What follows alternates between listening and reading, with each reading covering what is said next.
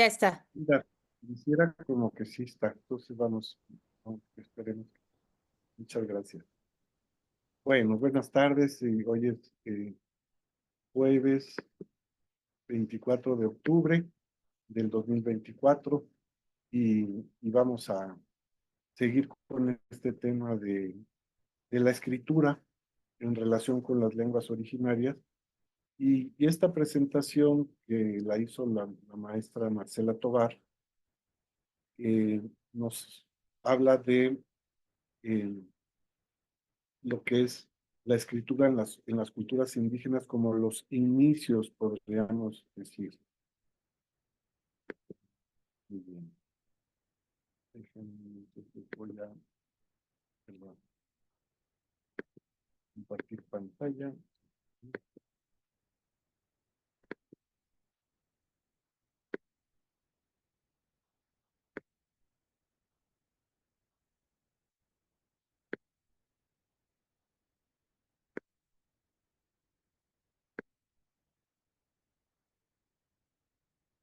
Y para eso, eh, bueno, ella tomó este libro, unas partes de este libro de Román Piña Chan, este antropólogo, que en su libro El lenguaje de las piedras habla precisamente de los glifos olmecas y zapotecos. Por si también a alguien le interesa el libro, es muy interesante. Eh, y bueno, está la figura de el jaguar que representa a la tierra madre. En la cultura olmeca, que bueno, en la cultura olmeca eh, se dice que es la cultura madre de Mesoamérica. Y bueno, entonces, mediante distintos símbolos representaron todo aquello que existe en la tierra y así una piel extendida de jaguar representa el plano terrestre, la tierra y la naturaleza. Ay, perdón, ya me salté aquí. Es precisamente de esta figura que Olmeca, en la cual eh, se ve. Lo que pasa es que aquí no puedo agrandar, permítanme.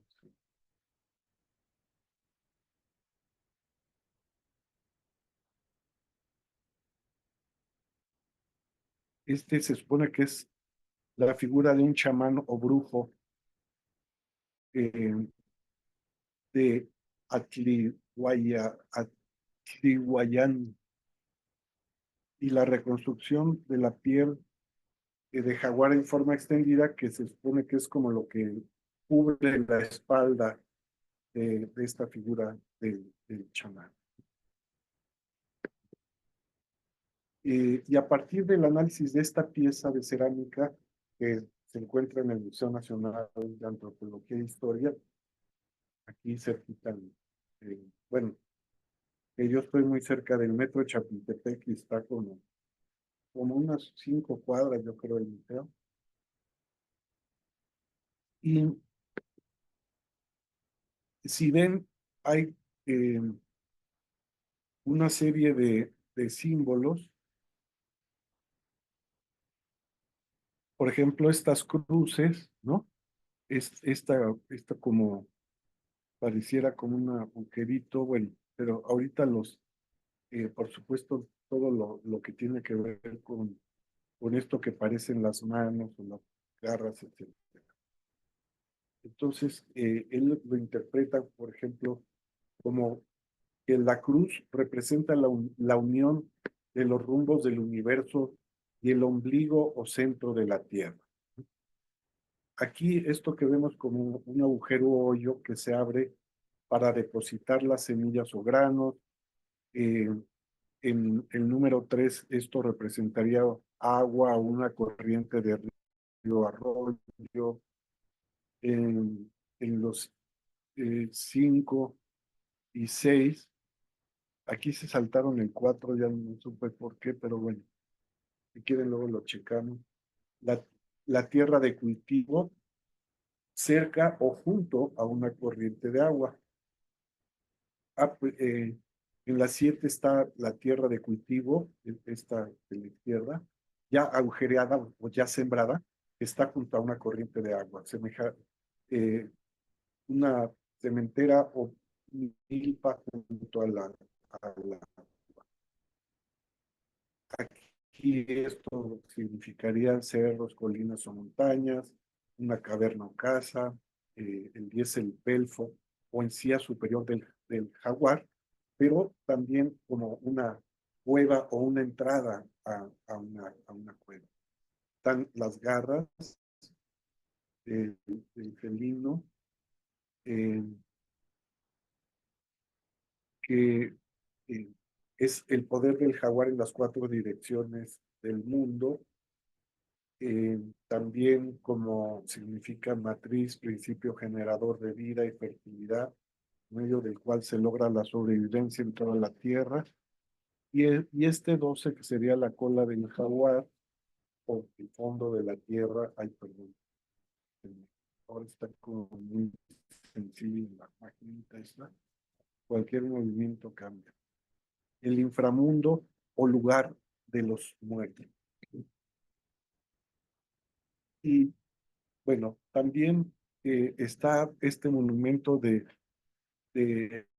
Chalcatzingo y, y se le llama un discurso porque tiene todos estos elementos que se pueden interpretar o reconstruir un discurso a partir de la interpretación de los símbolos.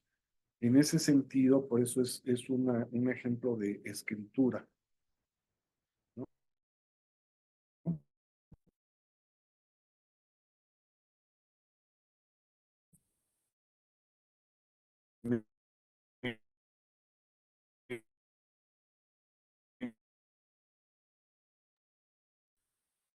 Maestro César, te dejamos de escuchar bien, o a lo mejor soy yo. Johnny o Clementina o Elmer, ¿escuchan bien al maestro César? No se escucha, maestra. Sí, bueno, no se escucha todo borroso. Mm, algo está pasando con su conexión. Maestro César, ¿usted nos escucha?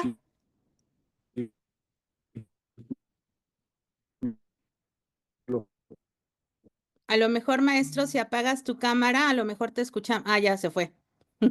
Bueno, entonces vamos a esperar unos segundos a ver si se logra restablecer la conexión del maestro César. ¿Les parece bien? Sin ningún problema, maestra, lo esperamos. Sí, claro. Ahí está ya otra vez. Perdón, ya Te empezó dejamos de escuchar, maestro César. Sí, sí, yo escuchaba que no me escuchaban, pero ya al momentito que pasa eso, ya me ha pasado, se desconectó. Eh, de todos modos, maestra Tania, la voy a hacer confitriona para cualquier cosa, en caso de que me falle así de plano la señal, ya puedo retomar todo bien. Está bien, yo lo Excelente, retomo si algo así nos pasa. pero ¿Quieres que comparta o compartes tú la? Ah, no, tú tienes la presentación. sí, de todos modos, pero no hay problema, yo espero ya terminar pronto y que no se me vaya en, de todos modos. Estábamos en esto. Sí, aquí, no sé hasta dónde me escucharon, pero esto está basado en otra figura eh,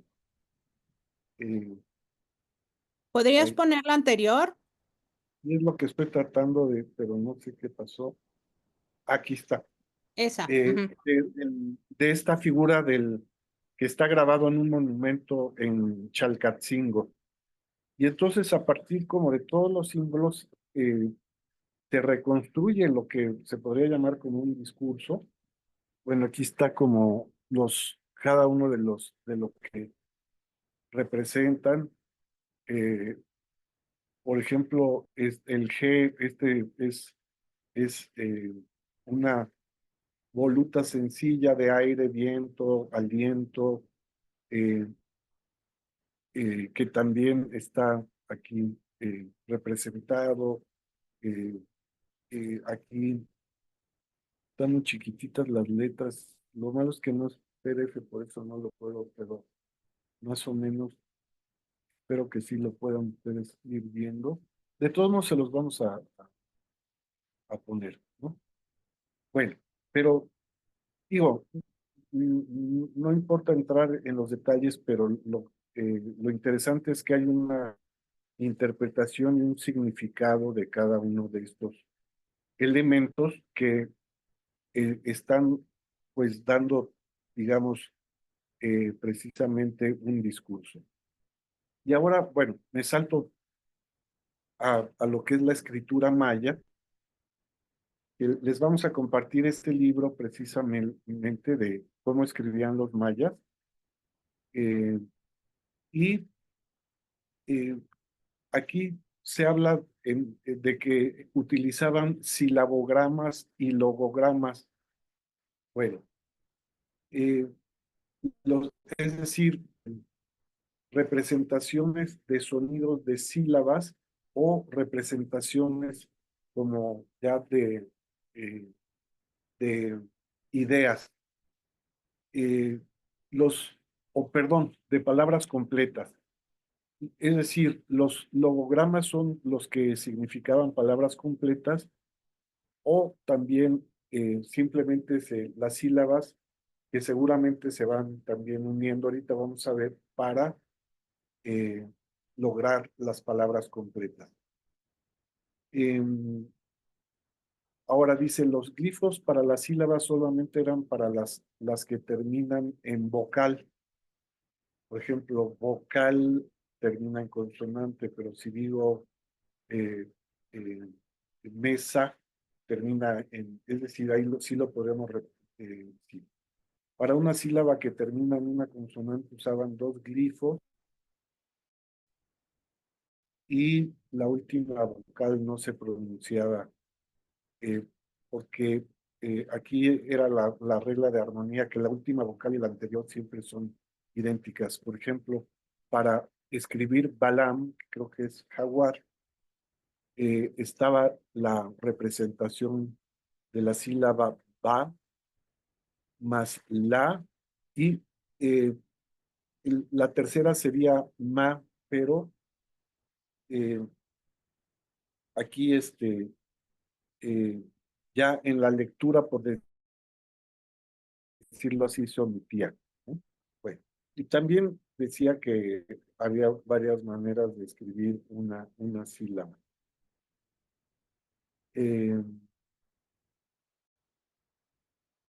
Algunas palabras se representan con un glifo, como la palabra sac y la palabra logos, precisamente lo que decían que los logogramas, porque representan una palabra completa, y cuando un logo se parece a lo que significa, también se le llama retratograma, como por ejemplo aquí, como el Baalam quiere decir jaguar, está representado con una figura que semeja a lo que está representando. Y aquí lo interesante es también que hay glifos auxiliares que sirven como prefijos, sufijos, subíndices, superíndices, además del símbolo principal. Aquí esto está, ay, perdón, me regreso. Aquí si ven en este cuadrito, está como está un signo principal en medio, con un prefijo, un sufijo, un superíndice, algo que se pone arriba o abajo, pero la creatividad de los escribas también hay como diferentes combinaciones de esto. Por ejemplo, dos signos principales juntos, un prefijo y uno principal con un superíndice o con dos superíndices o dos superíndices más un prefijo o con un subíndice, etcétera. Vean cómo se va complejizando, ¿no? También combinaban varios en uno solo, y a esto se le llama refundición. por ejemplo, este que representa la sílaba mo y este lo, pero bueno, por la regla misma eh, de lo que se decía de la armonía, queda solo como mol, ¿no? Pero como ven, ya está como integrado uno con el otro. Entonces, aquí tenemos varias posibilidades para, por ejemplo, el escribir el nombre María, porque ahorita les vamos a pasar como en el libro viene como un alfabeto, digamos. Entonces, por ejemplo, para la sílaba ma, se pueden usar cualquiera de estos cuatro. Como la R no está, pero sí la L con Malía, y serían estos tres, y para finalizar con la A. Entonces, aquí, por ejemplo, se usó como superíndice esta para ma.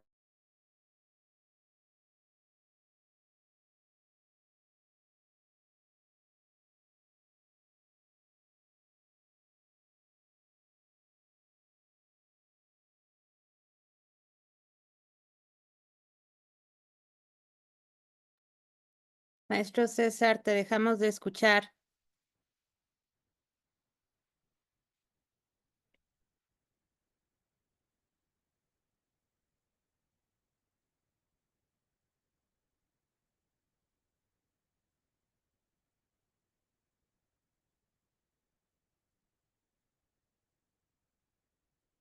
No tarda en regresar el maestro César. Algo pasa con su conexión. Sí, Esperemos. maestro, está fallando mucho por las lluvias. Yo por eso no me conecté el Sí, martes.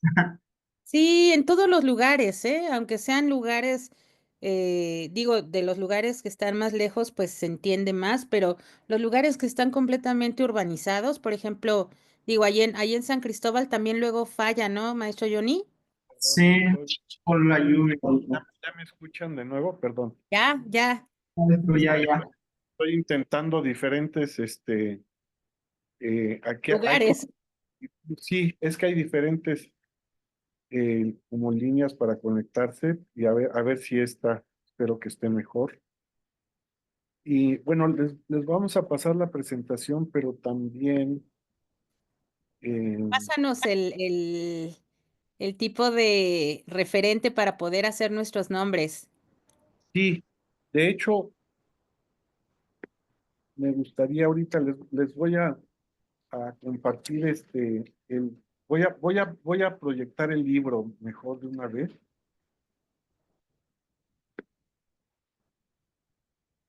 Porque así que lo van a tener y se va a ver más claro, creo.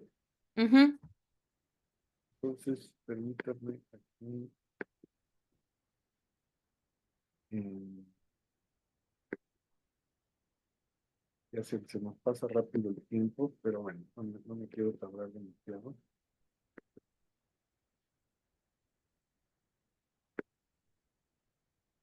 Bueno, aquí está. Como ven, bueno, aquí no está tan, digo, tiene 82 páginas, pero lo que nos interesa está muy fácil, digamos, de la lectura y de poderlo utilizar. Entonces, aquí hace un poco de historia, muestra dónde están los glifos también, la escritura. Eh, Aquí hay un ejemplo, ¿no? Lo Ujú. que o simplemente glifos, lo que decíamos de silab- silabogramas o palabras completas, logogramas. Aquí lo hace como una comparación con letreros que ahora usamos, ¿no? Eh, Glifos que significan sílabas, tenían símbolos para la mayoría de las consonantes acompañadas por una vocal, como chache, chicho, chula, leliloluma, etc. aquí explica lo de la terminación en vocal. Eh, aquí, justo el ejemplo que acabábamos de ver de María, que en Ma se puede escribir con diferentes glifos. Y por eso la cuestión es escoger del silabario y ya se pueden escribir como palabras completas. Entonces, aquí está, por ejemplo, el silabario para vocales puras, para la A, E, I, O, U. Aquí están todos estos glifos. También para el sonido de la B, la B, la ch, ch. Aquí yo creo que sería con un, cuando tiene un paro glotal, ¿no? Y imagino que es como, no sé si representa A o la H. Habría que ver aquí, la verdad. Pero fíjense, aquí ya está, además, perdón, es que esto no lo había Es, tomado en cuenta es con la vocal.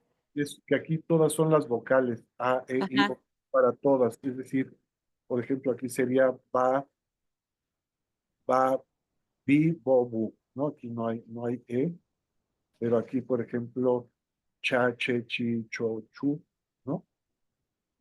Eh, aquí hay cha y cho, etcétera, ¿no? Entonces aquí con el silabario pues es más fácil como buscarle para que puedan aquí estar, por ejemplo, la M, ¿no? Con la A, ma, ¿verdad? Que es en el ejemplo de María. Y así está hasta como todo el alfabeto. Eh, y bueno, aquí también habla de estos glifos que significan palabras completas, como es donde estábamos, el cielo, Chan, o, y aquí también esto que el retrato, drama, sí, todo viene ahí. Y aquí pone como ejemplos de diferentes combinaciones para escribir jaguar, por ejemplo, alam, ¿no? Entonces, bueno, en realidad hasta ahí es prácticamente lo que estamos mostrando, pero también como aquí, bueno, lo de todo esto de cómo hay diferentes combinaciones también. Les vamos a pasar también la presentación, por supuesto. Y aquí ya viene cómo escribir tu nombre. Entonces, pues a quien le interese, sí les proponemos que intenten hacer este ejercicio, porque también es un intento de utilizar un sistema de escritura diferente, y que de alguna manera, pues al hacerlo, como que nos va mostrando también cómo funciona este sistema que es diferente por ejemplo, al del español, ¿no? Entonces aquí nos dice, bueno, divide tu nombre en sílabas mayas, cuenta tus sílabas en el silabario, y ya aquí otras sustituciones, eh, como para la F, por ejemplo, para la G fuerte, se puede usar la K no vocal, eh, eh, etcétera. Luego, cómo ordenar en bloques, ¿sí? Los prefijos son sílabas que preceden a la sílaba principal, etcétera. Y bueno, a ver eh, aquí hay también ejemplos. Bueno, yo lo dejaría hasta ahí para que no nos tome el tiempo, porque me parece que es importante lo que nos va a mostrar la maestra también. Yo creo que una vez, perdón que te interrumpa, maestro César, creo que una vez que tengan el libro, que lo exploren y que Sí, busquen la forma en la que se escribe su nombre. Y ya la siguiente sesión si no lo nos pueden enseñamos mostrar, los ¿no? diferentes, cómo tomamos las decisiones para hacer nuestros nombres, ¿no? ¿Les parece Perfecto. bien? Yo No, creo a que todo. sí, maestra, está mejor así para, ya ves que es dibujado. Sí, como es dibujado, pero también implica una serie de decisiones, porque como hay muchas, como en varias sílabas hay varias opciones, depende también de la explicación que dan luego del superíndice y del subíndice, en fin, ¿no? Que a fin de cuentas creo que es una decisión que podemos tomar de acuerdo con nuestros nombres, ¿no? En el caso de la maestra Clementina, pues es un nombre largo. Me va a gustar ver cómo va a quedar su nombre hecho por sílabas, ¿no? Perfecto. Ándele, Clementina, Clementina. Sí, es más larguito, sí. Va a ser muy interesante ver todas, ¿no? Cómo se van conformando, ¿no? Pero el maestro Johnny tiene que poner también completo a Disaín también, ¿eh? Ah, no es cierto, como usted quiera. También el maestro Elmer, que ponga los dos nombres, Elmer y Uriel, por favor. Perdón, entre paréntesis, les puse el formato para ¿cómo se llama? Asistencia. Para lo de la lista también, ¿eh? Bueno, gracias. Entonces, listo. Muy bien. Pues entonces vamos a seguir con una presentación que espero les parezca interesante. Es una presentación que tiene que ver con la importancia de la escritura, con la importancia de nuestra percepción también, o tiene que ver también con la percepción que tenemos sobre la escritura o lo que importa cuando escribimos, ¿no? Entonces, en los diferentes momentos de la presentación, vamos a permitir.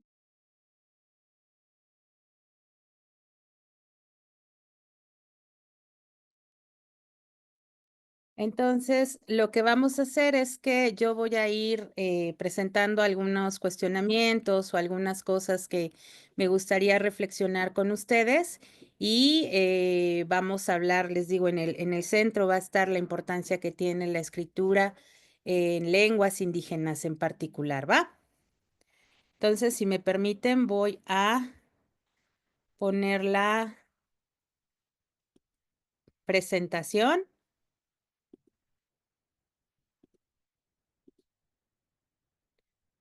Ya la ven, ¿verdad? Sí, maestra, se ve. Muy bien, gracias. Bueno, les decía que la presentación se llama La importancia de la escritura en lenguas indígenas.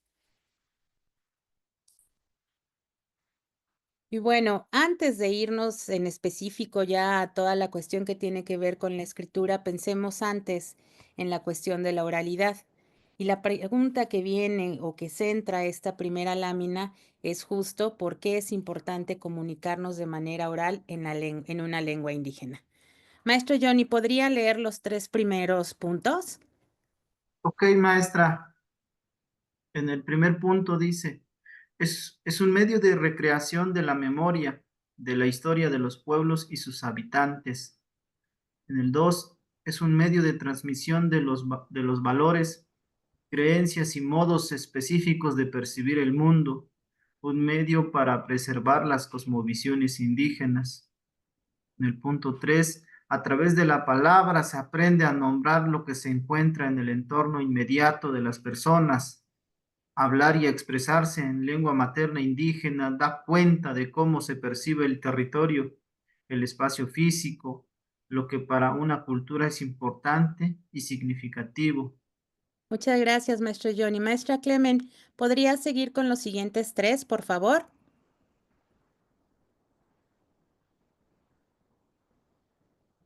A lo ¿Qué mejor tal? así. Buenas tardes. Gracias. Sí. Gracias, maestra.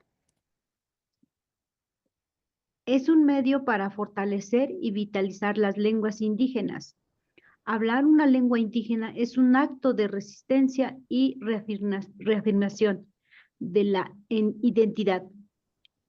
En la enseñanza, necesidad de tener claros los géneros o tipos de cursos orales para tomar decisiones sobre la enseñanza. Muy bien. Entonces, tenemos todas estas reflexiones que, dicho sea de paso, estas reflexiones fueron tomadas en un taller que se dio con maestros eh, y otros actores, pues, que trabajaban con lenguas del estado de Chiapas. Entonces, este tipo de reflexiones fueron las que las mismas personas que estaban ahí compartiendo sus experiencias con la lengua y su percepción sobre lo que es la oralidad nos presentaron. ¿Ustedes qué opinan sobre esto que acabamos de leer? Maestro Johnny. Mm, ¿Hay algún otro que se le ocurra que también debería de figurar en esta lista? ¿O cuál es su opinión sobre lo que ahorita leímos? bueno, en cuanto a... hay partes que sí estoy de acuerdo. Por ejemplo, en este medio de transmisión de valores, yo creo que la lengua ese es lo que nos permite, ¿no? Transmitir valores a las nuevas generaciones, aunque también estos valores se van modificando y se van perdiendo con las nuevas generaciones también. Entonces, sí es un medio, yo le agregaría también que es un medio para transmitir los conocimientos o las tradiciones orales. Ujú. Yo eso es lo que agregaría, ¿no? Muy bien. Maestra Marta, ¿cuál De ahí, sería? pues sí, Gracias, maestro Johnny, muchas gracias. Maestra Marta, anda por ahí. Buenas tardes. Buenas tardes. ¿Sí, sí me escuchó? Sí, muy bien, gracias. Mm, Pienso, la vez pasada lo comentaba eh, en cuanto al proceso de la escritura.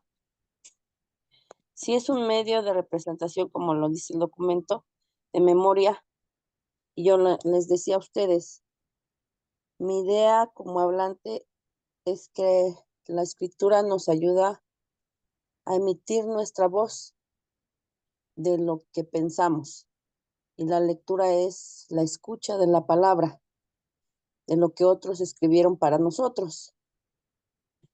Es así como yo lo percibo. Aunque ya en este estudio de años que ya he hecho sobre cómo enseñar la lengua, yo le sigo apostando a la oralidad, a que hablemos.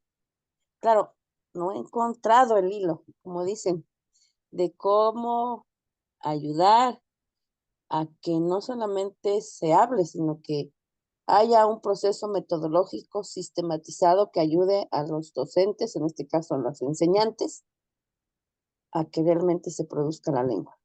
O sea, yo no creo que nos falta sistematizar mucho, pero yo me quedaría con eso, maestro. Gracias, Para maestra mí, Marta. eso Muchas sería. gracias. Gracias por sus comentarios. Fíjense, quiero enfatizar en el último punto que dice en la enseñanza, es decir, en lo que a nosotros nos importa en este espacio en el que estamos ahora. Dice la necesidad de tener claros los géneros o tipos de discursos orales. Esto nos va a servir para tomar decisiones sobre la enseñanza. ¿Qué Ah, opinan de esto?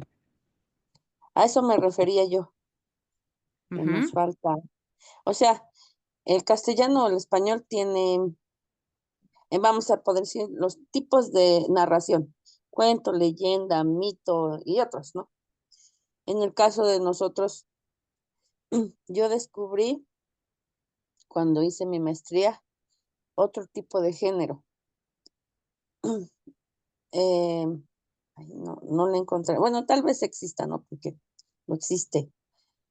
El género del consejo, ujú, la narrativa del consejo. Yo lo vi y también yo fui educada a partir del consejo. No, yo yo nunca supe que era un regaño. Mis abuelos no me regañaban, solo me daban consejo. Bueno, hiciste mal esto. A ver, piensa, ¿por qué lo hiciste? No, pues porque estaba Una jugando. pregunta, perdón, maestra, que le interrumpa. Hay un nombre, los huehuetlatón o algo así. ¿Cómo se Ajá. llama? Ah, el huehuetlactol. Exacto. El, el ¿Se consejo de refiere los un viejos. poquito a eso, a los consejos? Ajá.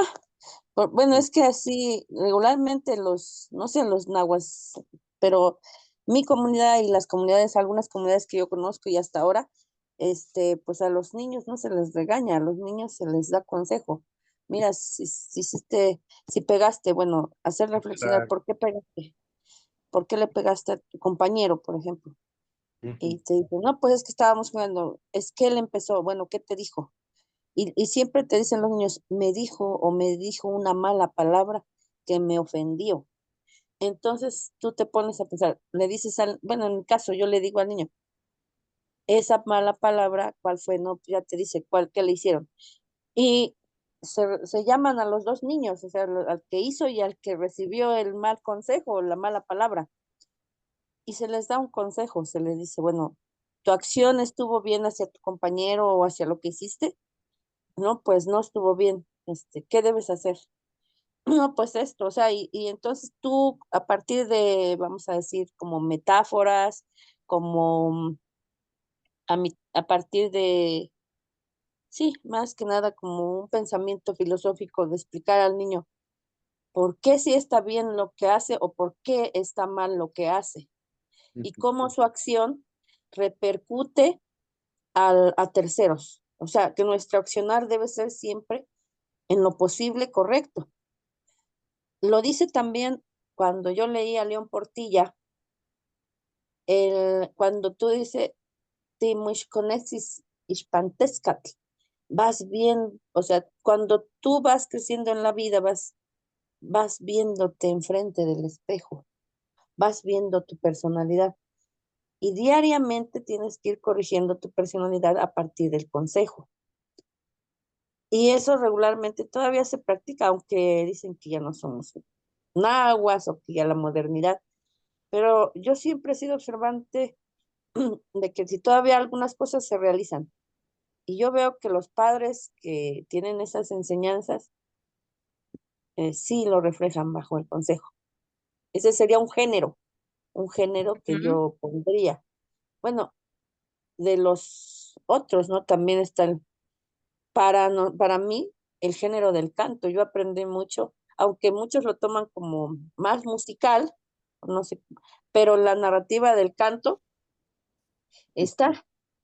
Yo crecí en medio de los guapangos, porque tengo un tío, bueno, que en paz descanse, que él no se educaba a partir de los guapangos, ¿no?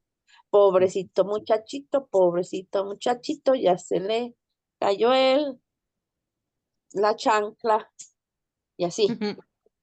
Y decía, ahora ya que la levanté, ahora ya que la levanté, verá cómo se compone, y así, le iba poniendo, ¿no? Le iba poniendo. En el sentido de que con el canto te iba dando la enseñanza de lo que sí debías hacer y de lo que no debías hacer. Ese podría ser otro género, Mm. aunque no sé si estaría yo bien eh, en cuanto a la comparación o contrastación con el castellano. La poesía, para nosotros también ese es un género. Y así podríamos ir, pero ese tipo de situaciones, ¿cómo tú lo plasmas para enseñar al otro, ¿no? El proceso Exacto. metodológico. Me parece que están dentro también desde todo lo que es lo lírico, ¿no? Ajá, esa parte, la parte lírica. Ajá, en donde se engloban muchas cosas, ¿no? Incluso las diferentes formas o los juegos de palabra o cuestiones que están muy arraigadas al uso cotidiano en la lengua, pero que no necesariamente existen de la misma forma en que existen en otras lenguas, ¿no?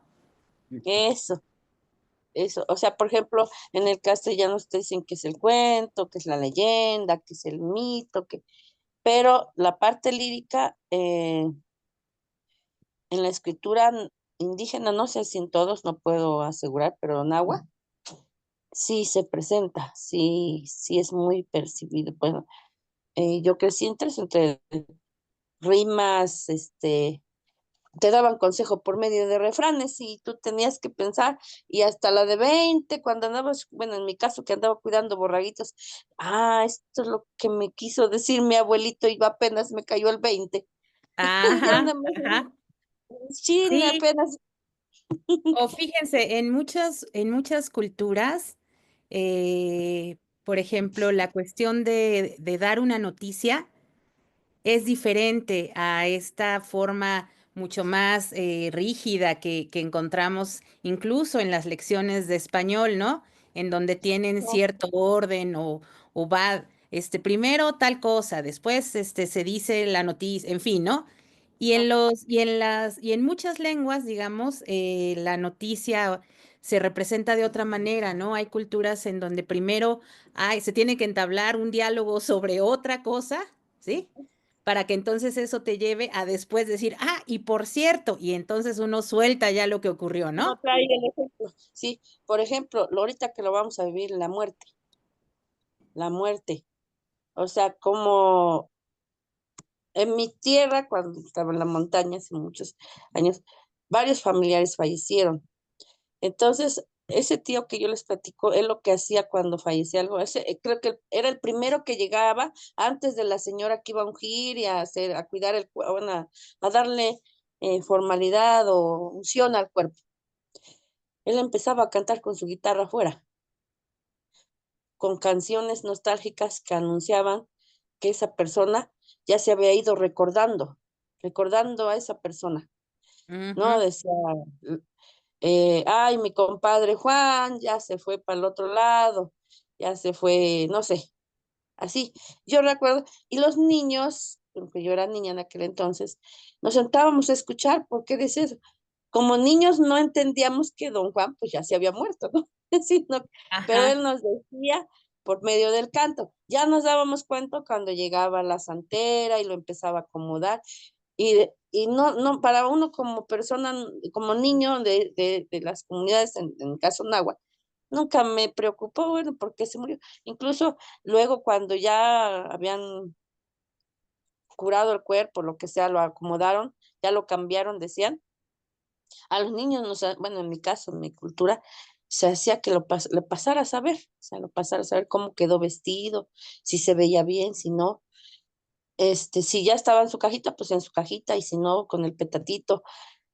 Detalles de esos que para nosotros la muerte fue muy natural. Y las mismas abuelas, aunque andaban ahí cocinando o nos veían, a los niños nos dejaban jugar, no nos decían, pues mira, llora porque se murió tal persona, o ponte triste. Entonces ya cuando yo claro. llego a la ciudad y yo veo que las personas lloran mucho, incluso me acuerdo que una vez acompañé a una amiguita que tuve en la preparatoria y le decía, ¿por qué lloras? Yo le preguntaba, ¿por qué lloras? Es que se fue mi abuelito. Le digo, mira, si tú disfrutaste a tu abuelito, si tú en vida le diste lo que necesitaba el abuelito, la persona que tú le estás llorando, no tienes por qué llorar, le debes.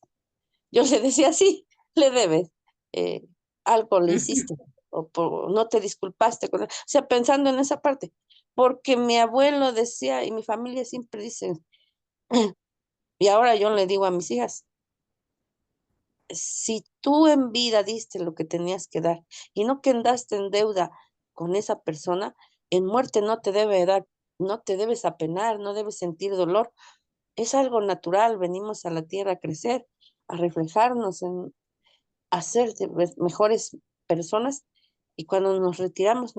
Tanto el que se va se debe retirar en paz, como el que se queda se debe quedar en paz. Sí duele porque su ausencia ya no lo vas a ver diario, es normal, es un proceso, pero la vemos tan natural, por ejemplo, hasta en mi casa hacemos broma, ¿no? Oigan las campanas, sí. ¿Quién se fue? Un vivo, se fue un vivo, ya se fue un vivo. Ujú, ¿Cómo? Y la gente se sorprende, ¿cómo que se fue? Pues sí, porque estaba vivo y ya se murió. ujú. Cosas de ese tipo. La lírica ayuda mucho, y sí tiene usted razón, o sea, tal vez yo soy la que me falta todavía estudiar esa parte para plasmarla. Pero creo, no sé, los compañeros que siempre escucho su palabra, si también vivan estas similitudes, siempre he tenido esa duda, ¿vivirán lo mismo otras culturas, lo que yo viví con mis abuelos este tipo de tan natural que nosotros lo vemos, los refranes, los consejos, las poesías, el canto, de manera integral dentro de la convivencia diaria, ¿no? Lo dejo ahí porque luego Ujú. me sigo. ¿Qué dicen los demás, maestro Johnny, maestra Clemen? Bueno, si me lo permite, maestra. Adelante. Reflexionando un poco lo que dice la maestra Marta, eh, hay similitudes en cuanto a lo que ella a lo mejor practica dentro de su cultura, al igual los celtales. Mire, y se me viene a la mente porque yo estoy escribiendo algo que próximamente quiero publicar y es precisamente yo lo veo desde el plano jurídico por mi formación, el chabanel, o sea, la resolución de conflictos comunitarios. Ujú, Y pues, dentro de los conflictos comunitarios, las autoridades comunitarias en este caso, pues utilizan mucho esta palabra del tacuyel. Takuya. El tacuyel lo hemos sintetizado mal y lo hemos traducido quizás mal al español porque lo hemos definido como en los consejos, lo que decía la maestra. Pero para nosotros el tacuyel es mucho más amplio en la lengua indígena celtal, que sí vienen los consejos, viene desde la forma de ver el mundo, desde tu desarrollo personal, pero se entrelazan con otros conceptos. No solo es el tacuyel viene el dar consejos. ¿Para qué dar consejos? Decía mi mamá. Yo recuerdo las sabias palabras de mi madre y decía, ya tacuyat, dice, te aconsejo para que ya lectes a Kushlehal, dice, para mejorar tu vida, dice. Y tuyo si lo entiendes, porque ya me anates a Kushlehal, dice.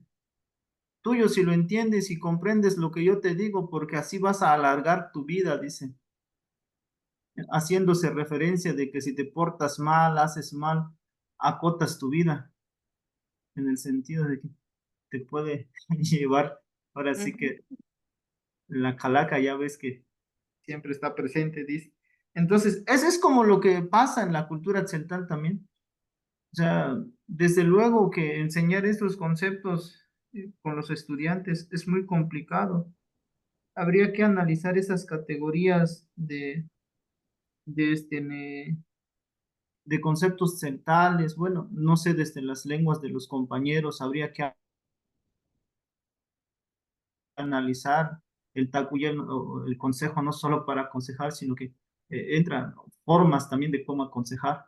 No es lo mismo aconsejar a un recién casado cuando se casan porque los aconsejan, así van a vivir, traten de vivir bien. No es lo mismo cuando aconsejan cuando uno cometió una falta, un delito y ya está dentro de la comunidad para resolverlos. No es lo mismo cuando uno lo aconseja a su padre porque uno hizo algo malo. Entonces, el consejo va a depender de la forma, quién te lo dice, en qué circunstancias te encuentras. Va a depender mucho de eso. No es solo el consejo, aplica para general, para todo, no.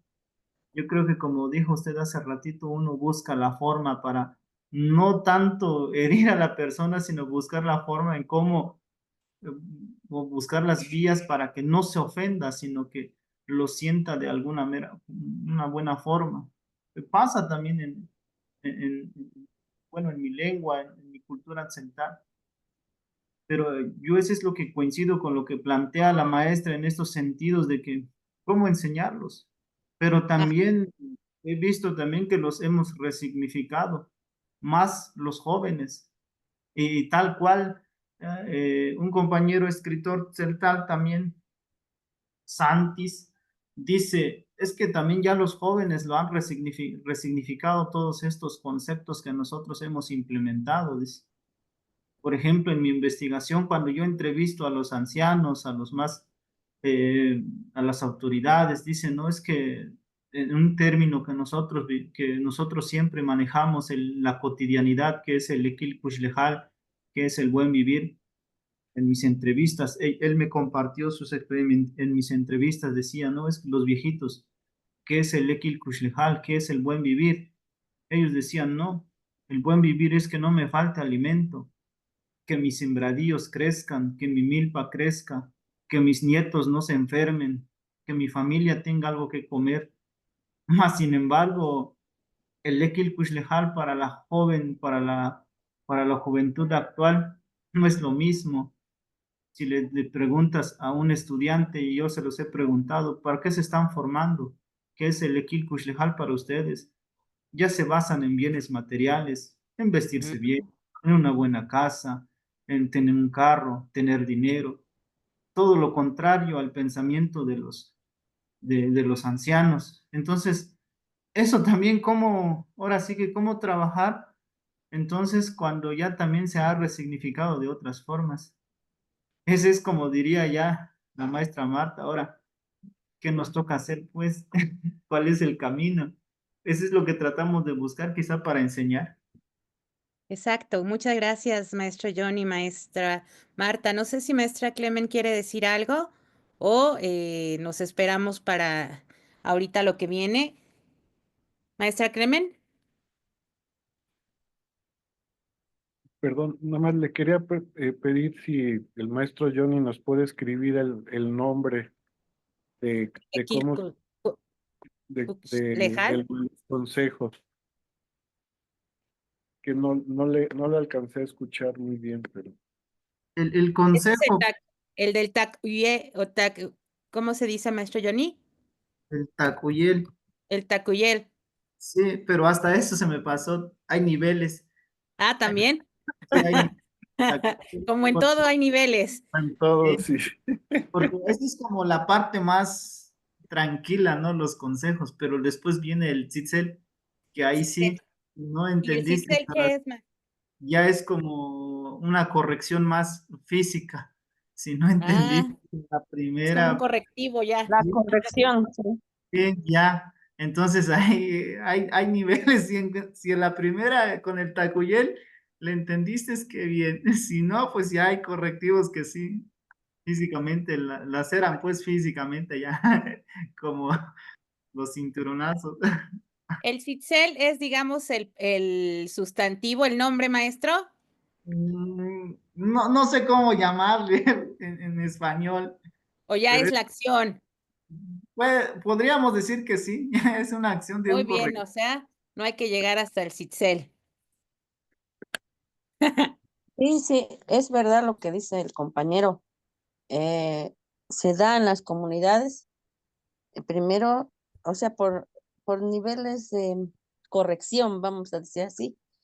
Primero te dan un consejo cotidiano que tú debes, que no te pasó a ti, pero que le pasó a otro y que te lo ponen como ejemplo en las pláticas, principalmente a los niños.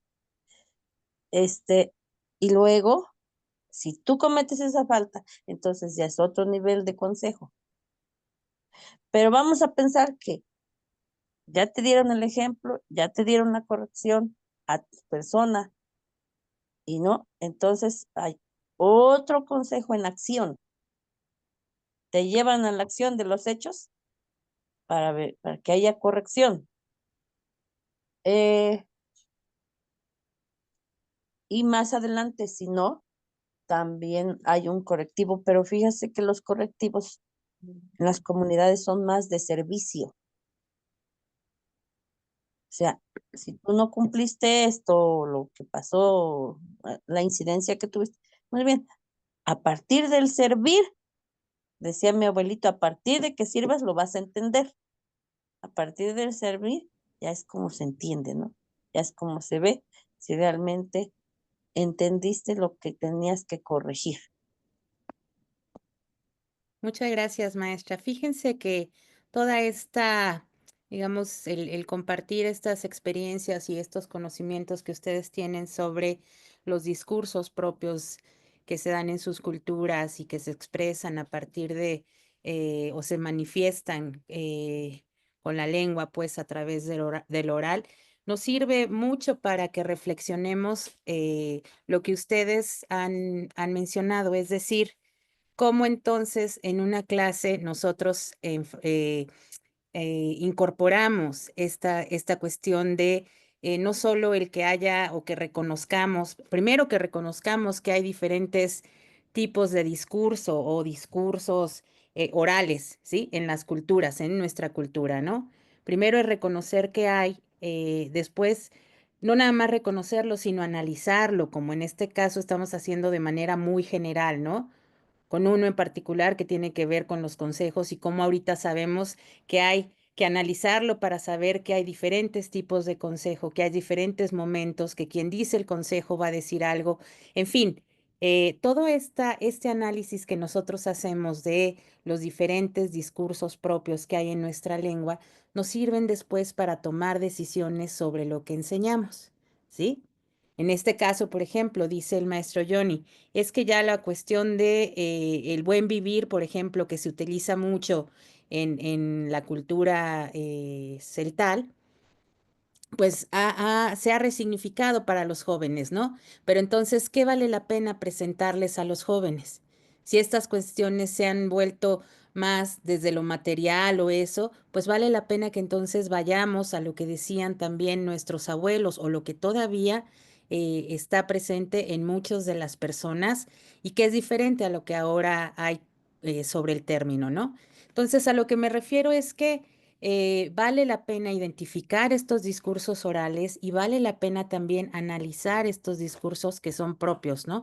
Y que son valiosos y son pertinentes desde las culturas propias, ¿no? Entonces, vamos a ir a la siguiente lámina. Esto era un poco nada más para que ustedes o partiéramos primero desde la oralidad y ya después vamos transitando hacia la cuestión de la escritura. Hola, buenas tardes, maestro Gabriel.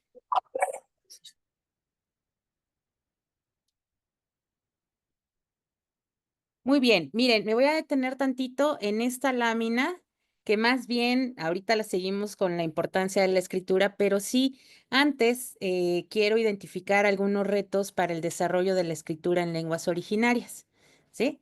Entonces, el primero de ellos, y ustedes me dirán si es o no, ¿verdad? Después de que los enuncie, es que en cuanto al desarrollo de la escritura en lenguas originarias, los contextos a los que nos enfrentamos son totalmente heterogéneos. Una y otra vez ustedes han contado cómo se han encontrado en diferentes espacios sociolingüísticos que tienen diferentes niveles de vitalidad de las lenguas y estos contextos en donde hay a lo mejor nuestros estudiantes o las personas que están en una comunidad, ¿sí? Tienen diferentes dominios de las lenguas, ¿no? O puede ser en primera diferentes lenguas que hablan y después diferentes dominios sobre estas lenguas, ¿no?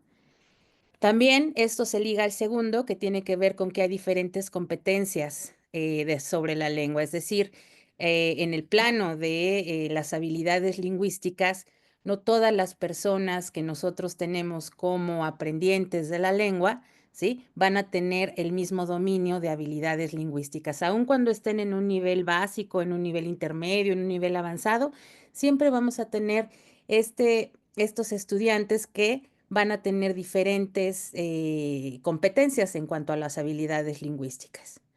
Otra cosa y que tiene que ver con nosotros como docentes de una lengua indígena, ¿sí?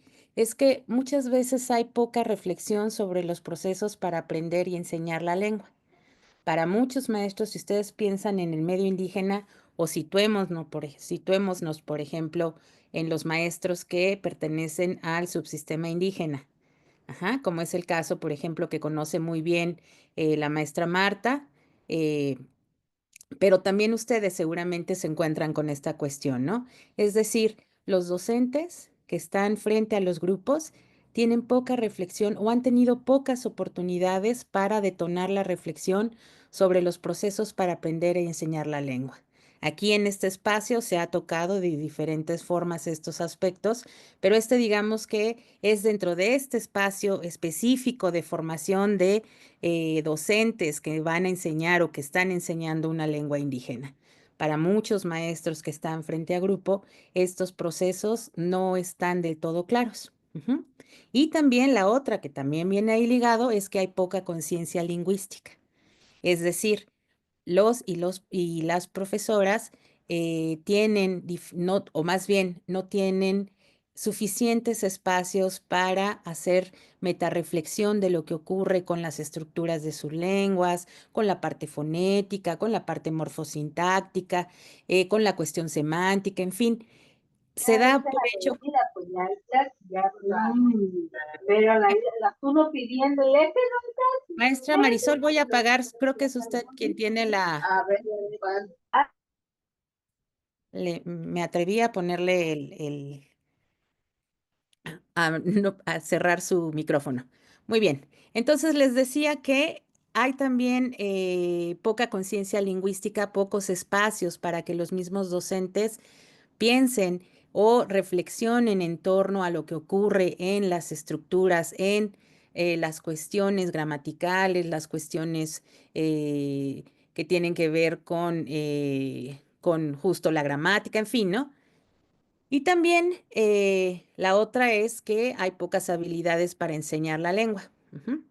Entonces, esto venía un poco, les platico, hace poco tuve la oportunidad de estar en un proceso de UCICAM, en donde se quería, o más bien se trabajó con aspirantes a docentes del medio indígena en el estado de Sonora.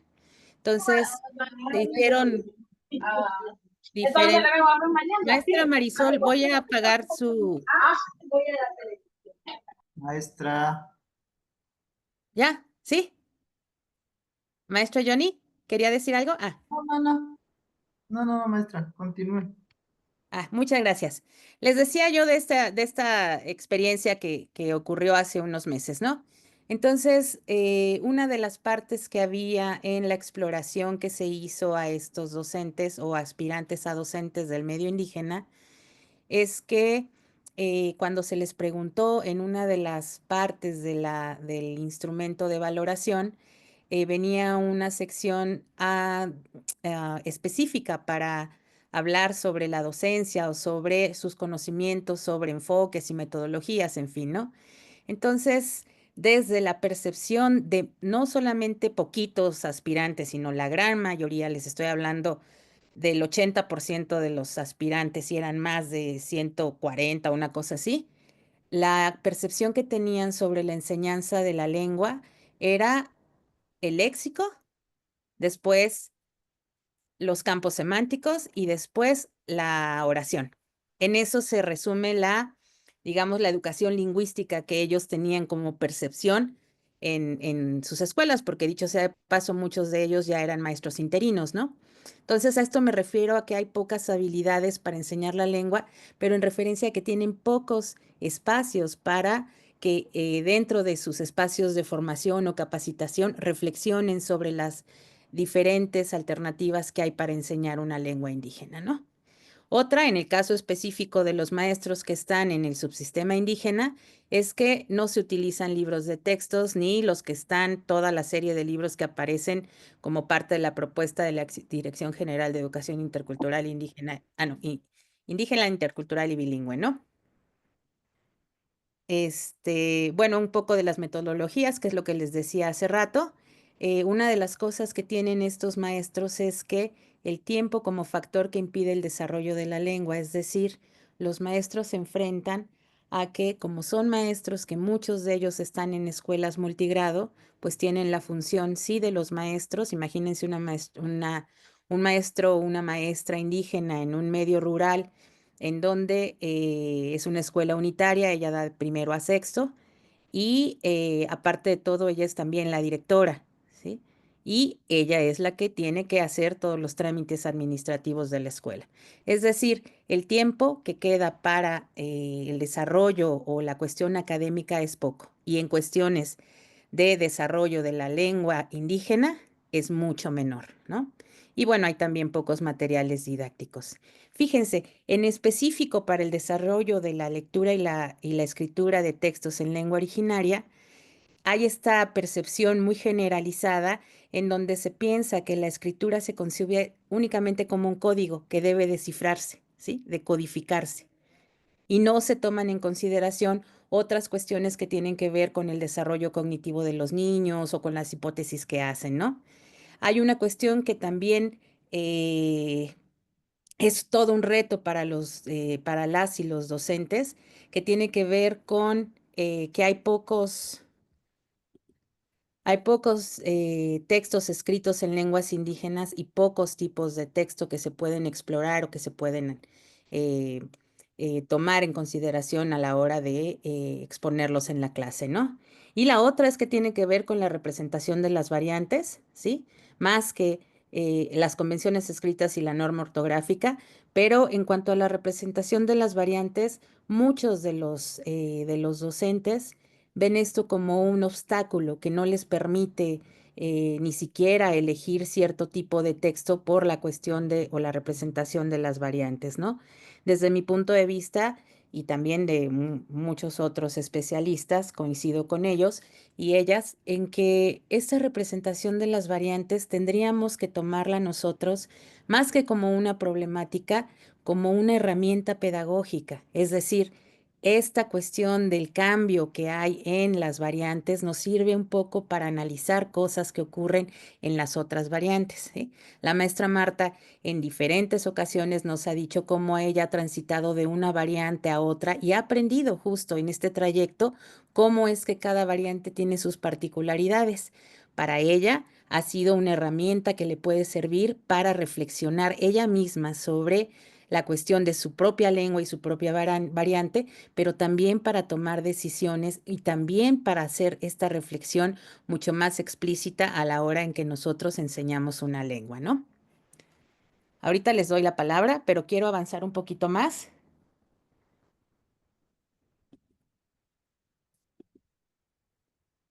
Entonces, llegamos a partir de la reflexión anterior de estos retos y de esta importancia que tiene la oralidad en el terreno en el que nosotros nos encontramos, llegamos a la pregunta de por qué es importante escribir en una lengua indígena.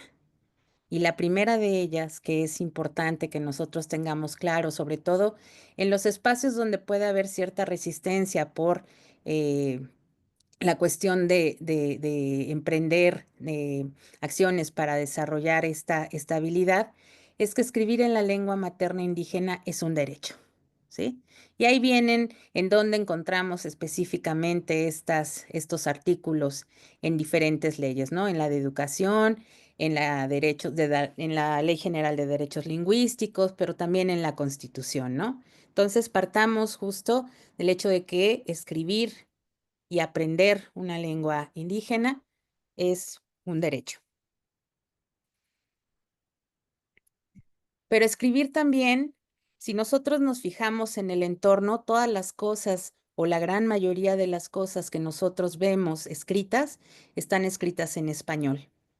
¿Sí? Nuestro entorno lingüístico, digamos, de manera visual, está totalmente escrito en en el español, ¿no?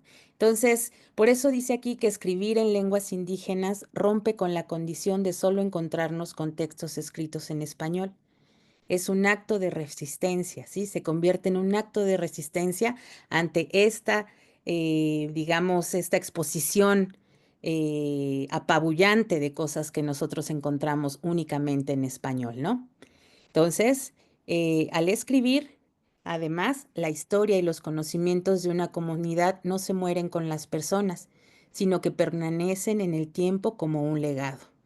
Esto tiene que ver con lo que hablaba la maestra Elin la vez pasada, que tenía que ver con que la escritura, digamos, lo oral se transmite, no quiere decir que se pierda, ¿no? Pero una forma contundente en que se queda y se queda plasmado como un legado es justo a través de la escritura.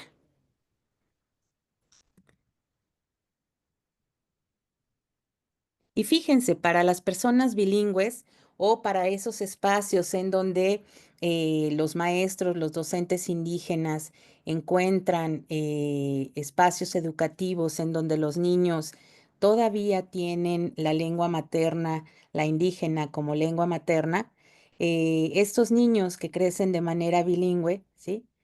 La importancia que tiene para ellos es que escribir en la lengua materna indígena aumenta y fortalece su capacidad cognitiva.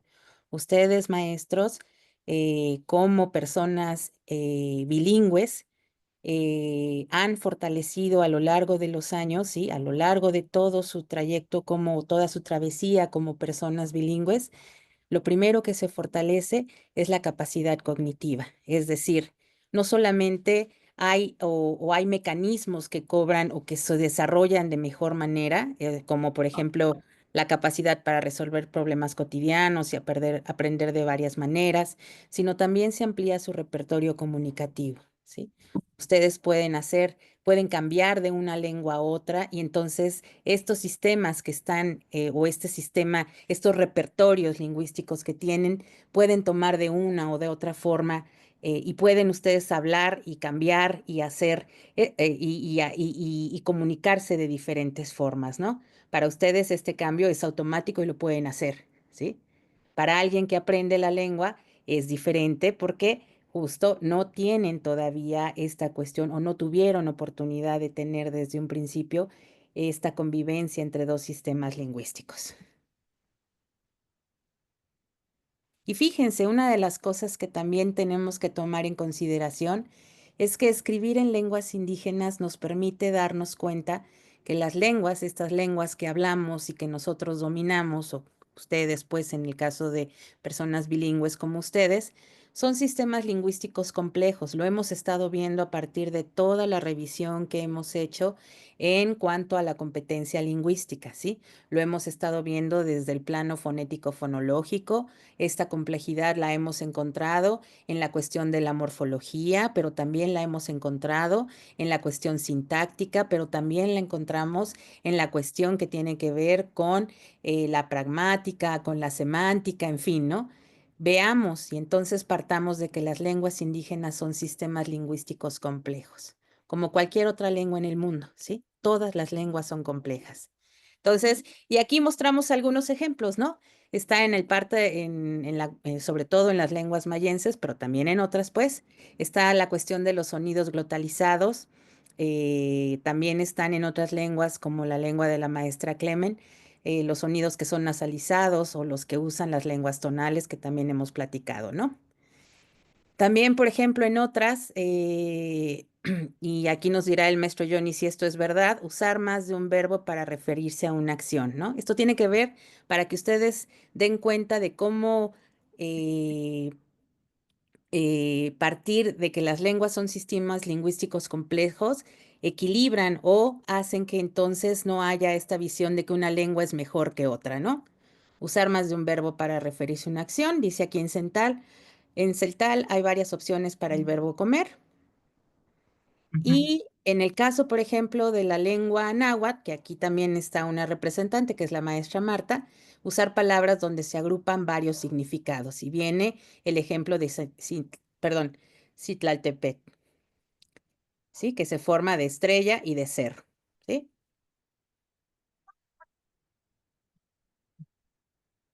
Y vamos a ver una cuestión que a mí me parece que es fundamental para que nosotros en este espacio reflexionemos sobre la cuestión de la importancia de la escritura.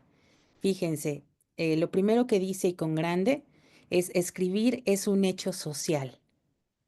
Escribimos con un sentido colectivo. Escribimos para que alguien nos lea, ¿sí? Entonces, ayúdenme por favor con esto. Maestro Johnny, ¿podría usted leer los primeros dos? Ok, maestra. Escribir, donde dice, se dice que escribir es un hecho social, ya que nos permite comunicar algo, expresar algo por medio de la palabra escrita. En determinado contexto y con uno o varios interlocutores, cumple con una función comunicativa que esperamos tenga un impacto en otros. La escritura tiene entonces un valor social, es decir, no es una práctica exclusiva de la escuela. Muy bien, gracias. Maestra Marta, si anda por ahí, por favor, léanos los dos siguientes puntos. Sí, permítame.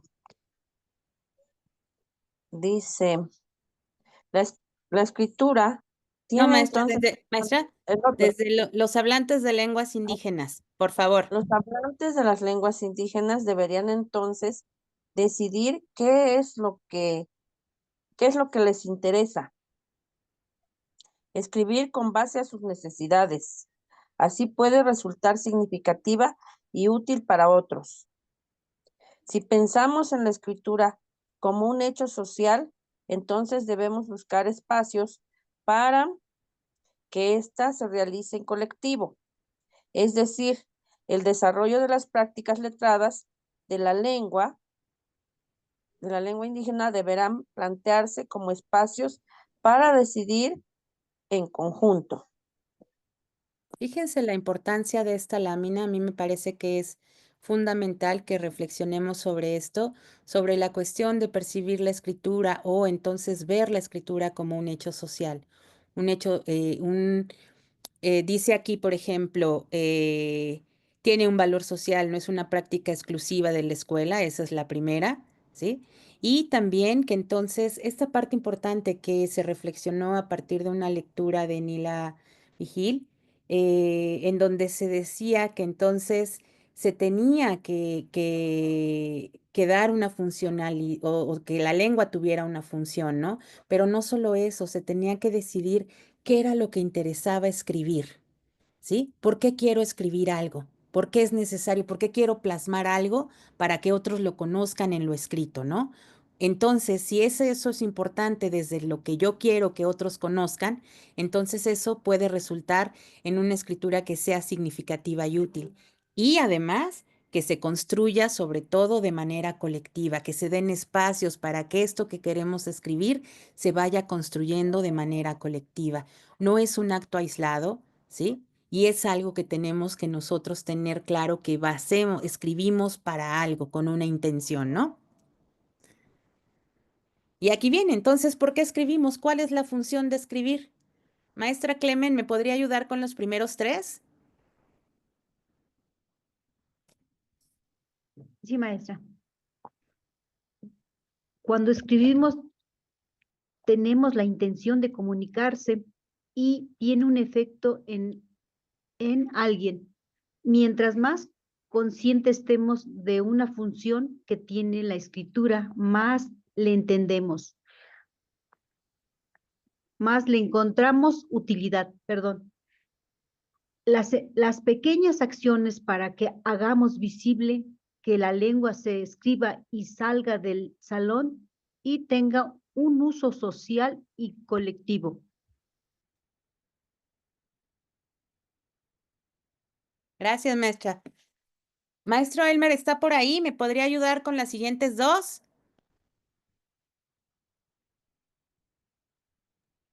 Sí, maestra. Es donde dice las pequeñas acciones, ¿verdad? Donde dice escribir, es el cuarto.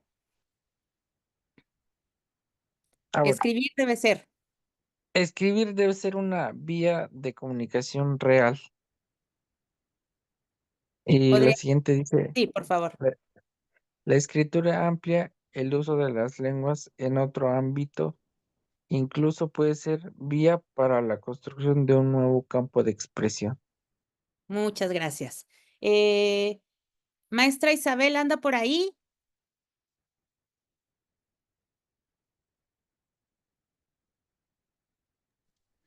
Sí, buenas tardes. ¿Podría leer la que sigue?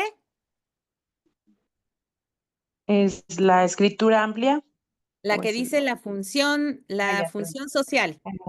La función social en una realidad de resistencia tiene características distintas a la función social del castellano.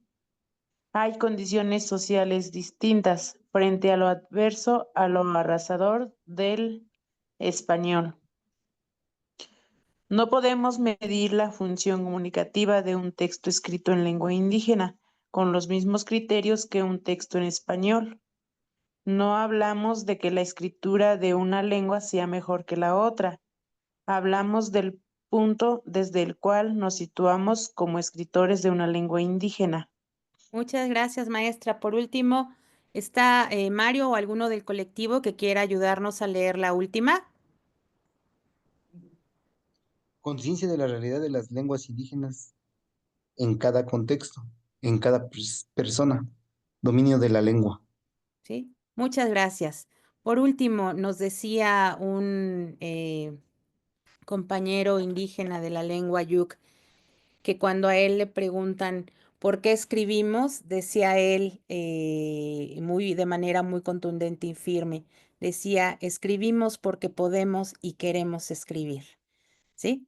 Entonces, esta cuestión de tener en el centro a la lengua como una vía de comunicación para que otros sepan lo que nosotros queremos decir o queremos plasmar a través de la escritura es importante, digamos, tenerlo en consideración, ¿no? Y también es importante tener como toda esta reflexión a la hora de tomar las decisiones que tengan que ver con proponer actividades para el desarrollo de la escritura dentro de lo que nosotros vamos a incorporar en la enseñanza de una lengua indígena. Entonces, creo que con esto termina la presentación. Ah, ok. Entonces, dice aquí, ¿cuál va a ser entonces el papel de la lengua escrita en la enseñanza? ¿Sí? Nos va a servir como un apoyo a la cuestión oral que estamos trabajando o que estamos nosotros desarrollando. Nos va a servir para tomarla como un nuevo campo de expresión, ¿sí? Y nos va también servir como un espacio para manifestar creencias, la cosmovisión, es decir, incluso la dimensión simbólica de nuestras lenguas. Y creo que con esto termina la presentación. Ay, hay muchos mensajes. Muy bien. Entonces, vamos entonces a reflexionar. Nos sobran todavía casi 20 minutitos, 17 minutos. Vamos a ir reflexionando un poco sobre esta presentación, qué les pareció, si creen que es importante verlo bajo esta concepción, cómo ustedes perciben la escritura o el desarrollo de la escritura en un curso de lenguas, cuál ha sido su experiencia. Miren, acá voy a permitirme leer. Dice, agradezco la exposición que el día de hoy nos presenta, me parecen muy atinadas y nos brindan una excelente reflexión y argumentación. Y mi participación va a complementar los factores históricos que han dificultado la enseñanza, aprendizaje y la práctica de una lengua originaria. También es necesario reconocer la situación estructural establecida durante más de 500 años de subalternización de otras formas de vida que, aunque en las leyes se plantean en los diferentes espacios, continúa centrado en la situación económica internacional. Además, las resistencias generadas entre la población docente y la comunidad hacia nuestras formas propias, porque en la realidad no se ponen en marcha y no se han logrado, y no se ha logrado el mismo estatus con otras lenguas. Y finalmente, el docente como aliado del Estado fue eliminar las lenguas maternas y demás formas de vida, pensamiento, situación que actualmente ahora buscamos efectuar un giro desde nuestro quehacer docente. Todavía tenemos un gran camino para poder establecer el reconocimiento y puesta en marcha de nuestras lenguas originarias. Es verdad, muchas gracias por su colaboración de parte del maestro Mario, y no sé si están ahí todos los del colectivo, pero les agradezco mucho sus palabras. Y es cierto, es cierto. Muchas veces en lo escrito, digamos, presentamos las leyes, decimos que entonces se dan las condiciones para que entonces hayan transitado de una cuestión bien enmarcada ahorita le doy la palabra a maestra Marta, bien enmarcada en la cuestión de la castellanización, como fue el caso para muchos profesores de lengua indígena, ¿sí? Cómo ahora se están dando o se están cimentando bases para que todo esto cambie. Aún así, y díganme si es cierto o no, en muchos espacios vemos que las lenguas efectivamente se siguen desplazando, que no hay transmisión de las lenguas, que no hay interés por aprender las lenguas, ¿no? Entonces, ¿cuál sería entonces nuestro papel? ¿Qué es lo que necesitamos para que se incorporen actividades que tengan que ver con el desarrollo de la escritura? Es decir, poner la escritura escritura, sí como un hecho social, pero como un hecho también necesario para que las lenguas se amplíen, para que las lenguas se vean, se visualicen. Maestra Marta, usted quería decir algo y doy la palabra a alguien más si quiere participar. Maestra Sí, Marta. sí, ojalá me escuchen. Siento que como enseñantes indígenas somos también luchadores, porque hasta ahora hemos logrado que las lenguas indígenas se visibilicen en las leyes, en la Constitución, en todo lo que usted nos mencionó, en la ley de educación, la Constitución, la ley de los derechos lingüísticos. Pero, ¿qué nos falta a los enseñantes? No solamente enseñantes de maestros de educación indígena, sino a todo tipo de enseñantes que queremos sistematizar nuestras lenguas para que en cierta manera se formalicen, pero también sea una didáctica para que enseñemos a las nuevas generaciones a aprender, a hablar o a por lo menos a reflexionar en su lengua. Didactizar. Yo siempre he llegado a esa conclusión. O sea, sí están muy bonitas las leyes, pero ahora ¿cómo las aterrizamos en el plano didáctico? Es verdad. ¿Cómo el docente llega al plano didáctico? Y la verdad, luego hasta mi jefa me dice, ya deja de estudiar, no vas a encontrar la respuesta. Y dice, mira, yo me jubilé porque ella fue fundadora de educación indígena, las misiones culturales, y nunca encontré la respuesta, dice. Y yo le digo, es que yo antes de irme, por lo menos, aunque me lleve la conciencia tranquila de que sí lo hice y que logré una didáctica o que logré una propuesta para que otros de mis compañeros pues digan, creo que sí, por aquí era el camino, pero pues la maestra ya no lo dejó hecho, ya nomás nos dejó la idea. ¿Cómo Muy bien. pasa con los libros que cuando se inició educación indígena, bueno, por lo menos acá en Puebla, hay muchos libritos que les dieron para enseñar la lengua náhuatl? Unos libritos muy antiguos de 1973. Mm, Yo tengo ejemplares de esos libritos que a mi mamá le dieron y alguna vez los rescaté, donde traía, claro, enfocados a la escritura, traía el alfabeto, traía lo que usted decía hace ratito, traía el léxico, el alfabeto, el léxico, el campo semántico y algunas oraciones o diálogos. Todavía tengo un librito mazateco que también encontré en alguna librería, que ese sí todavía presentaba como diálogos, cómo puedes hacer saludos y eso, enfocado un poquito a lo que ahorita nos enseñan del enfoque comunicativo accional. Pero creo que eso es lo que nos falta, o sea, ya arriba ya están muy bonitas las leyes, ya se volvieron leyes, como ahora, ¿no? Que el maestro está obligado a enseñar la lengua indígena. Pero ahora esa palabra, ¿cómo lo vamos a aterrizar de manera didáctica? gracias, Ya, maestra Marta. Vamos a darle gracias. ahora la palabra al maestro Johnny y después comentamos lo que nos plantea este el plan piloto y los compañeros que están allá. Gracias. Maestro Johnny. Sí, gracias, maestra. Bueno, ya con todo lo planteado en la exposición, pues sí, ¿no? Nos deja mucho que reflexionar, mucho que pensar acerca de nuestras lenguas, ¿no? Sobre todo el cómo, ¿no? ¿Cómo lo vamos a hacer? Eh, si bien ahorita, pues también las lenguas, no sé, a diferencia de los demás, en específico el celtal, pues está en un constante dinamismo también, de que ya no estamos hablando de las mismas, sí la misma lengua, pero ya no quizás con el nivel que un anciano lo está hablando. Yo en lo particular, pues desconozco algunas palabras que ya no están en mi léxico. Y cuando le escucho hablar de una persona mayor, no le entiendo. Hay palabras que no comprendo en su totalidad también. Pero a lo que voy también, entonces sí, sí escribir está bien. Es bonito como lo que escribo porque puedo y porque quiero, decía lo que nos compartió.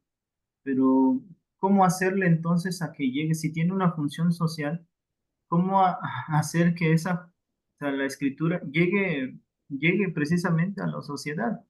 Si cuando nuestras comunidades indígenas, su población son analfabetas, no saben leer, escribir, entonces ¿a quién va dirigido todo lo que escribimos? ¿A una cierta población nada más? Si el objetivo es que considero yo que les llegue a todos, pero ¿cómo hacer que las personas mayores cuando no pueden leer? Porque yo tengo a mi abuelito, a mi abuelita y me dicen, "Mm, no sé leer, hijo, de balde me dices, pero me lo dicen lengua, Ajá.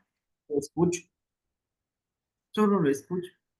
Entonces, habría que buscar otras formas entonces, si bien la ley en el contenido es bien bonito, sí, pero las herramientas con las que te dan no es las adecuadas. La educación te obliga, pero no te dicen cómo. Entonces también ahí una parte también eh, nos la tenemos que ingeniar. Yo no soy lingüista, reconozco la debilidad en cuanto a enseñanza de las lenguas. Me ha costado, sí, a través de cursos diplomados, de formaciones extracurriculares, ya meramente personal, como lo hace la maestra Marta, por querer buscar una metodología, una didáctica que nos ayude a mejorar la enseñanza de las lenguas. Y seguimos en esa construcción porque quizás no la hay. No es lo mismo enseñar la gramática en español que enseñar el celtal. Ya lo dijo usted hace ratito en su presentación porque es demasiado complejo. Entonces, pero allá estamos, buscando quizás, como dice la maestra Marta, buscando la respuesta. A lo mejor algún día la encontremos o no, pero seguimos buscando o vamos a morir buscándolo, ¿no? Pero por lo Sí, menos hay que intentarlo. Gracias, yo creo maestra. que, gracias por su participación. Estaba recordando en una ocasión en donde justo se planteó esta preocupación por decir, ¿para qué escribimos entonces, no? Sin quién nos va a leer. Sí, está bien que sea una cuestión social y que entonces la escritura tenga que tener, sea una vía de comunicación real, ¿no? Pero entonces, ¿quién nos va a leer? ¿Unos cuantos? ¿O entonces para qué escribo? Y entonces se quedó esta discusión, se dieron algunas sugerencias, en fin, ¿no? Pero una de las cosas que me tocó ver en este espacio de discusión es que estaba una niña por ahí y la reflexión de la niña que ella alzó la mano y dijo, pues saben qué, yo la verdad es que escribo y después eso que escribo voy y se lo muestro a mi abuelito. Mi abuelito, por supuesto, no sabe leer, pero yo soy la que le lee cosas. Y ella ve, y él ve que yo estoy llevando mi dedito por lo que yo estoy leyendo, y él me escucha y a veces me corrige, decía, ¿no?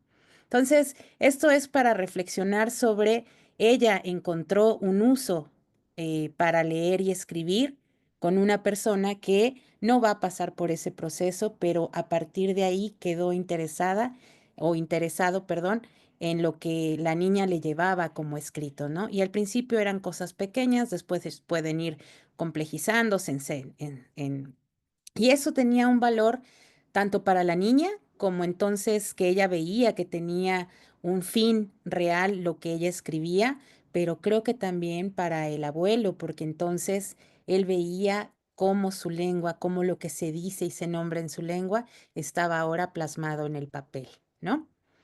Entonces, dice aquí, dice, continuamos con la reflexión. Dice otra situación, ya casi nos vamos, nada más estos 4 minutitos. Escribimos porque recuperamos el sentipensar de nuestros comuneros para encontrar nuestras formas de pensar, curar y actuar. Escribimos para recuperar las capacidades robadas o eliminadas. Y contesta el maestro Johnny, no creo que sean robadas o eliminadas porque de ser así no las tendríamos ahorita.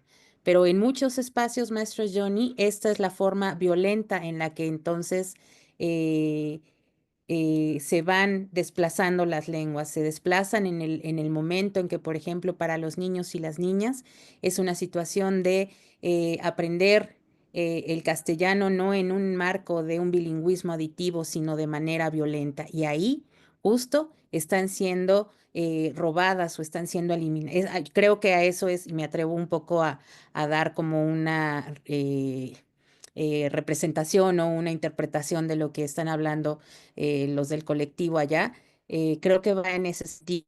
Entonces, en efecto, las lenguas están, pero hay mucho por hacer para que estas lenguas se desarrollen y se sigan manteniendo tanto el oral, pero también nosotros tengamos herramientas para que entonces las lenguas se escriban. Ujú. Entonces, no sé si alguien más quiere mencionar algo. Esta clase está dedicada justo a esta función que tiene la lengua indígena y a las diferentes alternativas, que es lo que vamos a estar trabajando ya de manera específica un rato en la clase del martes que viene. Pero no sé si alguien más quiera decir algo. Sí, maestra, yo.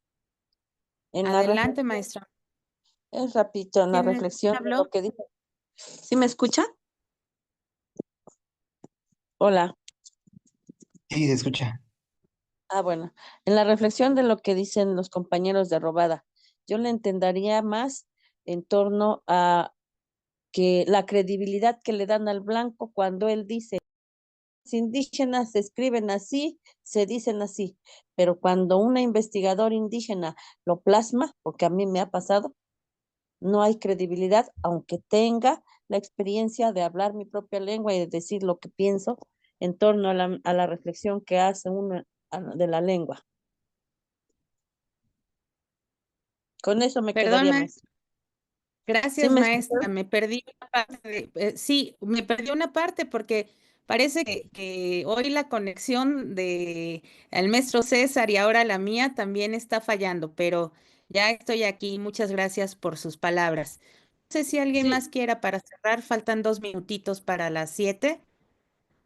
decía yo sobre la credibilidad del Ah, investigador blanco y la falta de credibilidad al investigador indígena, que a veces le dan más credibilidad a lo que escribe un investigador sobre una lengua indígena que no es de la comunidad, que no es de la cultura, que a los que son indígenas o somos indígenas que escribimos y que somos de la cultura y conocemos.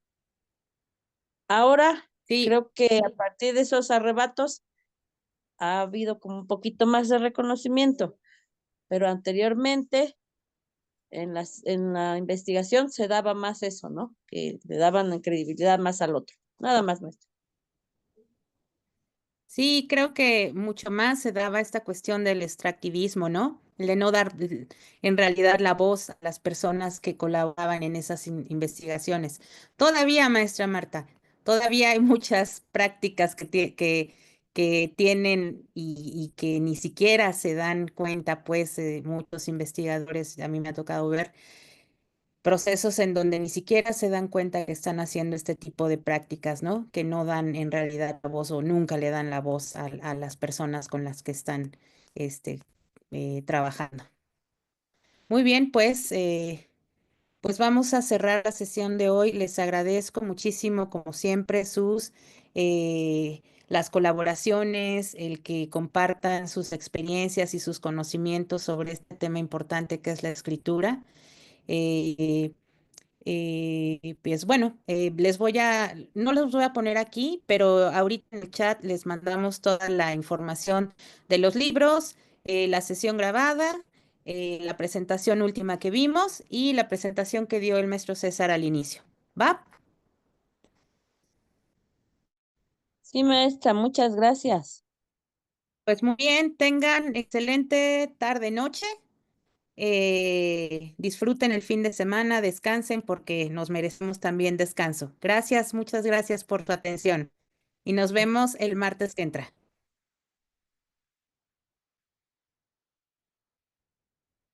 Buena noche. Ya, hasta luego. Hasta Gracias, luego. maestra. Que estén muy Hasta bien.